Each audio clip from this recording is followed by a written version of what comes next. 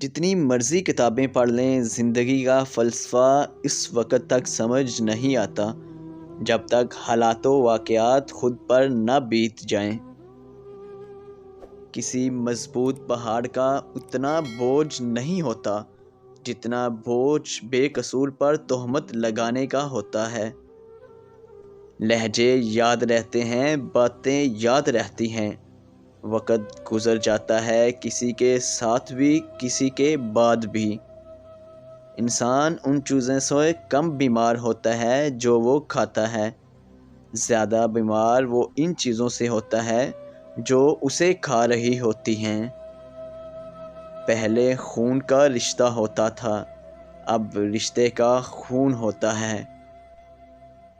اپنے آپ کو اور دوسروں کو دھوکے میں رکھنے سے بہتر ہے کہ رشتے اس حد تک رکھو جہاں تمہیں بار بار صفائی نہ دینا پڑے۔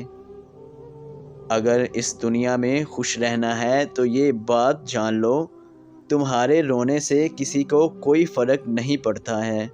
زندگی ہمیشہ کچھ نیا دکھانے کی، کبھی ہنسائے گی کبھی رلائے گی۔ اس پر مت بھروسہ رکھنا، یہ زندگی ہے، نہ جانے کس موڑ پہ اکیلے چھوڑ جائے گی۔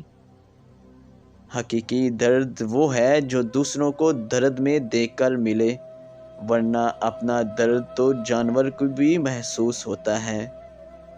عورت دو چیزوں کی وجہ سے اپنے مرد کو چھوڑ کر غیر محرم کو خوش کرنے لگتی ہے۔